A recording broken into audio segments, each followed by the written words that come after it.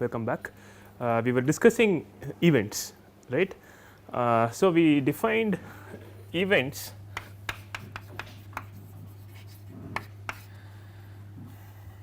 as subsets of omega which are of interest, right. So, this is a very loose and informal, I mean nobody would think that this is a mathematical definition, right. It is just some plain English kind of a definition for now, right. So, we have been trying to formalize this, what is it that we actually mean by events, right. So, we have this sample space omega which contains all the possible elementary outcomes of a random experiment, and we are looking at subsets of this sample space. We said that all events are in fact subsets of omega, but not all subsets of omega are necessarily considered events, right. So, this is not a point you may fully appreciate at this point, but we are building towards understanding this, right.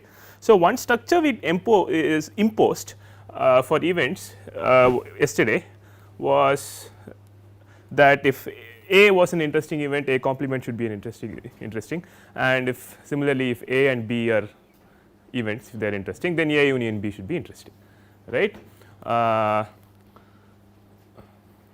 And so, this led to the structure called algebra, right. So, an algebra F naught is nothing but a collection of subsets of omega which are closed under complementation and finite unions, or also under finite intersections because of De Morgan's laws, right. So, we argued yesterday that the structure of an algebra sometimes falls a little bit short of being able to describe events of day to day interest, right. So, we gave an example in terms of this tossing a coin until you get a head, and we looked at the event that is even number of tosses, right. So, and that was not easy to describe in terms of the algebra itself.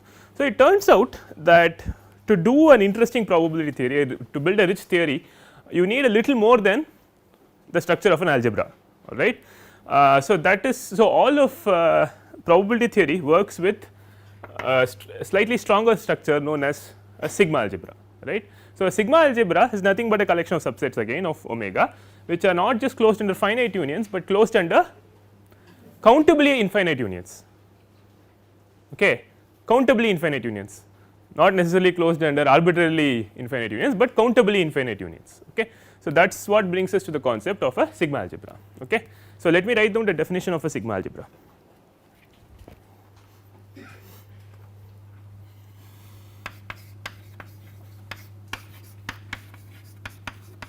A collection F of subsets of omega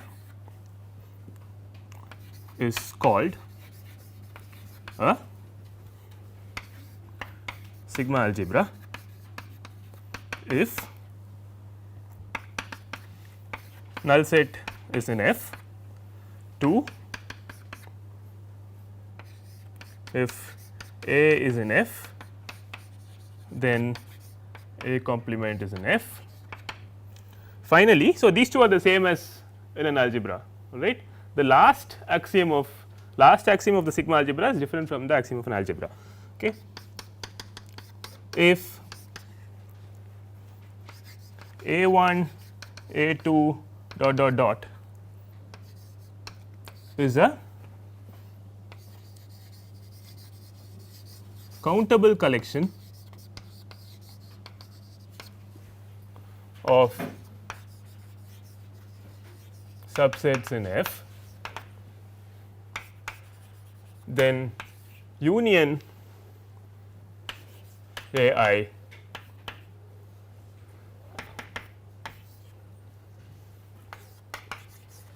in F.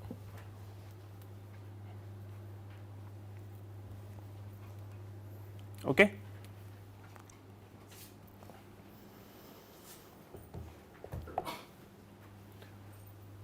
So, that is the definition of a sigma algebra. Okay. So, again, so this is scripted F, right. As I said, we denote collections of subsets, collections of sets using scripted letters. So, we use F, scripted F for a sigma algebra, and these two are the same. So, if the null set should be in F always, if A is in F, then A complement should be in F, and the only difference with an algebra is that if you are given any countable collection, right, of subsets in omega, the union of those subsets, countable union of those subsets must be in F. Okay. So, there is one little point about, say, in a notational sense. So, this union, right. So, if you look at the write up I had in the set theory bit. So, this is really interpreted as union I belongs to N. So, they had a little remark in the write up we had uploaded on set theory. So, this is simply, so this is not like you are not unioning A 1 then A 2 then A 3 and so on, all right. This should be interpreted as the set of all elements contained in at least one of the AIs. Okay. This should not be interpreted as some limit of some finite union or any such thing. Okay. There is no such notion, right. So, this is better interpreted like this, right. It is union over all AIs I belong to N, which means this is the collection of all little omegas contained in at least one of the AIs, right. Okay. So, that is just an aside. So, these three constitute the axioms of a sigma algebra. Okay. Okay, so, it turns out that this structure is enough, right. You need, so as I mentioned that the structure of an algebra falls a little bit short of what we actually need to build a very interesting theory of probability. It turns out that as soon as you impose closure under countably infinite unions, it is enough to develop a very rich theory of probability. Okay. So, all of probability theory works with a sample space and a sigma algebra of subsets defined on the sample space. Okay. So, you can also show, by the way, so exercise, you can also show that if AI, so this is all are subsets in F, then you can show that intersection is also in F using De Morgan's laws again. Okay.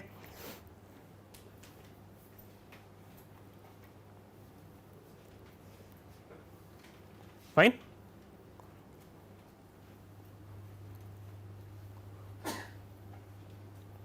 This is clear. So, you apply this and that together, you will get the fact that the sigma algebra is closed under countable intersections as well. Yes. Sample space real life. Even then, this countable notion will work.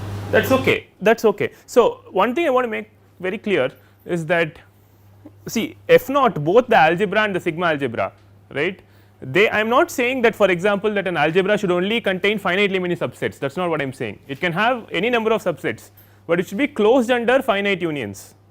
Similarly, a sigma algebra can contain any number of subsets, it can even be an uncountable infinity of subsets, but it should be closed under countable unions, right. It can have even uncountable number of subsets in it. So, this F may have an uncountable infinity of subsets of omega in it, right, but it should be closed under countable unions, that is all we are imposing. Okay. I am not saying, for example, that the cardinality of F is countable or any such thing, no, right, it should be closed under countable unions. Okay. Is this clear, everybody? So, this is very easy to show, this is a very simple exercise.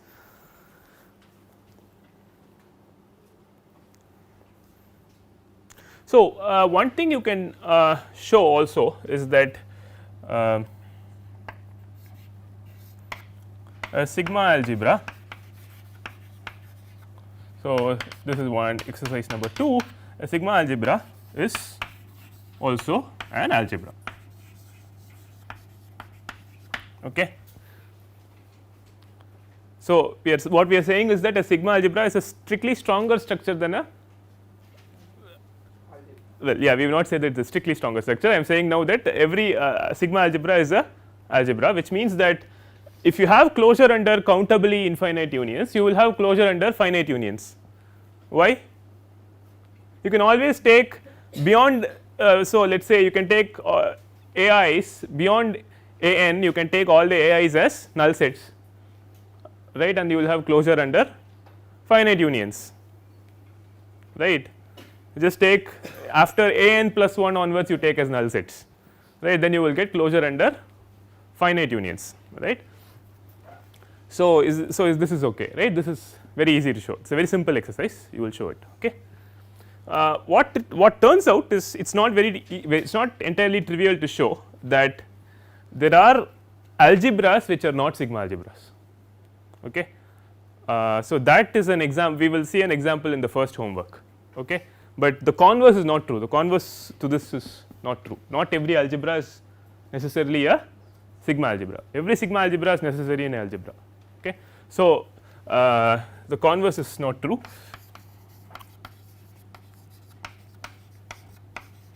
and so in order to show that not every algebra is a sigma algebra, you just need to produce an example, right. We will see one such example in the homework, okay.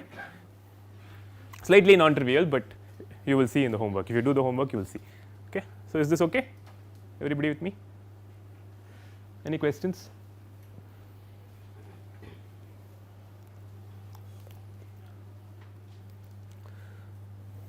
So, subsets, so another terminology,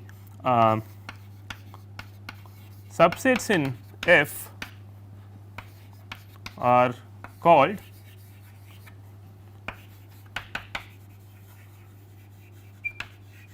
F measurable sets.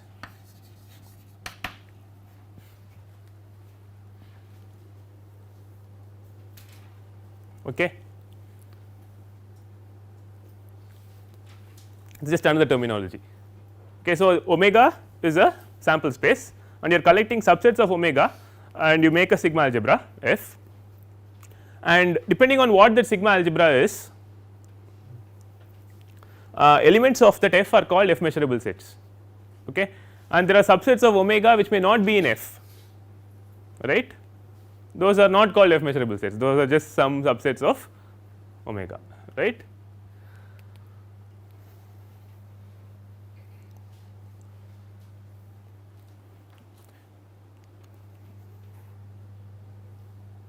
So, there are some examples. So, if you have some trivial examples of sigma algebra we can give, alright, some non trivial examples we will see later.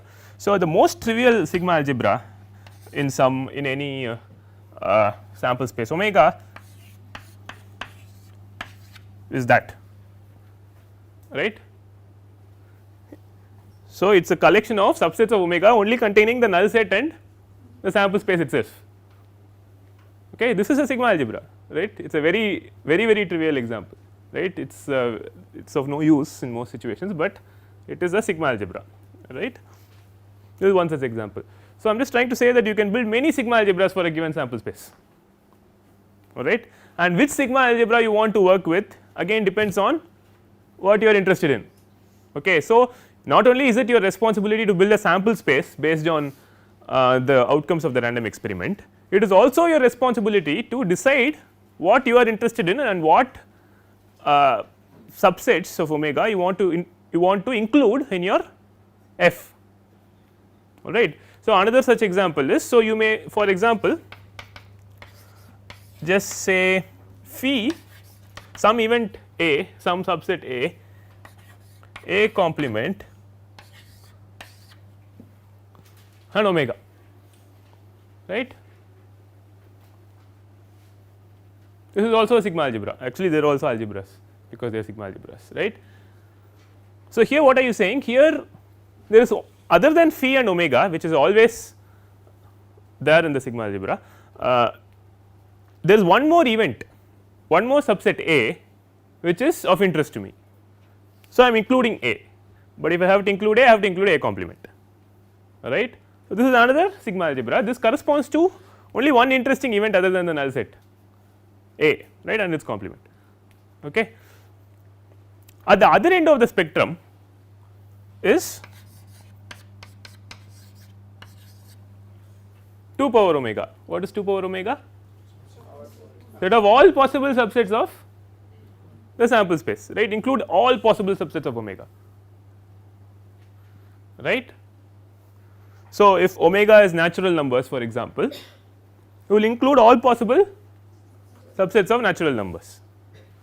Okay. So, if omega is n, f will be, in this case f will be 2 power n, right. So, you can see already that 2 power n is an uncountable collection of subsets, right, but we are only imposing closure under countably infinite unions, not necessarily uncountable unions, or it is just closed under, you are imposing only closure under countably infinite unions, and there is everything in between, right. So, this is completely trivial. This sigma algebra just has one event. If you want two events A and B, you will have A, B, A union B, A intersection B and all their complements, right, and then omega, right, that is how you would do it, right. And at the other end of the spectrum, at the very end of, so this is the biggest sigma algebra that you can define on omega, right, and it consists of all possible subsets of omega, the sample space, right. So, given, so which one you choose depends on what you are interested in again. Okay. So, yes. there is a question, an algebra is also a sigma algebra. It is not true, an algebra is not a sigma algebra. We will give an example. See, in these cases they are both algebras and sigma algebras, these very simple cases, but you can construct examples where an algebra is not a sigma algebra, it is possible. Okay, we will see in the homework. Okay, these are trivial examples. Okay, so now that brings us to the, so this brings us to the question. So, if I choose f is equal to 2 power omega, right, I can say that all subsets are interesting to me, right. So, in some sense this may be the, if I can choose f is equal to 2 power omega and include all subsets of omega as being interesting, as being f measurable, right, then I can talk about all possible subsets as being interesting and eventually assign probabilities to them, right. So, that is what I am heading towards. The only issue is this, okay, this is again an issue you will not appreciate now. When omega, when the sample space is finite or countably infinite, then you can actually afford to take f is equal to 2 power omega, include all subsets in this sigma algebra and still do a, still assign probabilities to them. Okay. So, for countable sample spaces, both finite and countably infinite sample spaces, you can actually assign probabilities to all subsets of the sample space. It is possible to do that. We will get to all this, right. I am just giving you a preview now, but if omega is uncountable, right, if omega is uncountable like 0 1 interval or real line or something like that, then the power set of that uncountable set is too large a collection to assign probabilities to. Okay, this is again something you will not appreciate now. It is not possible to always assign probabilities to all possible subsets of, let us say, the real numbers, uncountable sets. Okay. Therefore, this problem arises. Okay, you cannot always take f equal to 2 power omega. Okay, especially when omega is uncountable, you would have to settle for a sigma algebra which is smaller. Okay. This is something you will appreciate a little more later. Okay. Otherwise, we can see if this problem never arose, we will just keep f as all subsets of omega, right. I want to keep, ideally I do not want to throw anything out, right, but all this machinery becomes necessary only because it is not possible to do a interesting probability theory, a consistent probability theory for certain uncountable sample spaces. Okay.